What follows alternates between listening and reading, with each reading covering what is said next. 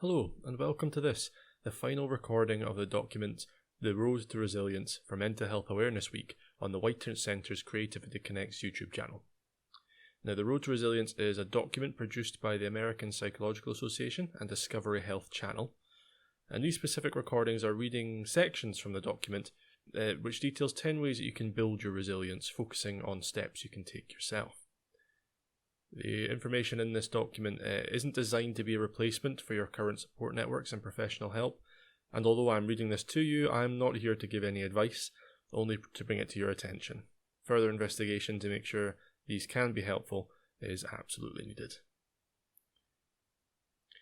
The final point we're looking at in these short recordings is perhaps one of the most difficult, but one of the most important, and that is take care of yourself. Pay attention to your own needs and feelings. Engage in activities that you enjoy and find relaxing. Exercise regularly. Taking care of yourself helps to keep mind and body primed to deal with situations that require resilience. Now, this can be difficult for a number of reasons. Knowing what it is you might need, ideas of self-worth or lack thereof, being unable to provide yourself with something you feel you need. Now, I have found in the midst of lockdown that I really need company. More than just seeing people across a screen, but to actually have someone present in the room with me. However, as I have to do without that just now, I'm attempting to fill my days with other things I might need. Exercise, new activities, a structure, video calling people as and when I can, trying to eat healthier. But it's taken me a while to get to this place, and I still have a way to go identifying when I might be hitting a low mood and need to do something to help me out of it, or figuring out how to get myself out of a slump and energize myself to do things. It isn't easy, and this is the sort of thing that's very difficult to be able to put into words at times. And unfortunately, it is something that is so subjective. What one likes, someone doesn't. When you feel something should be prudent to do under what circumstances, is all different for each individual. This will be something you will need to discover how best to do for yourself. But taking care of yourself is the only way that you can give your best for both yourself and those around you. But you deserve it. You deserve the opportunity to give yourself what you need to be your best. There should be two lovely, I think, comics up on the video with you now by Emm Roy. The link to her blog and further positive doodles should be in the description as well.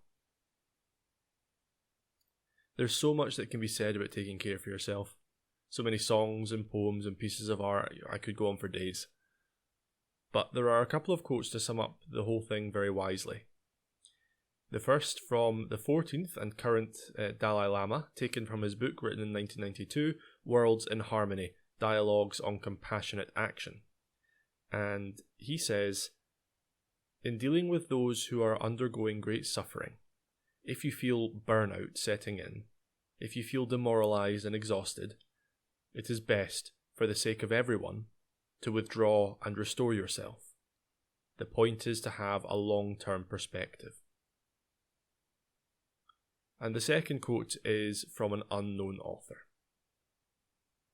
"You can search throughout the entire universe for someone who is more deserving of your love and affection than you are yourself, and that person is not to be found anywhere.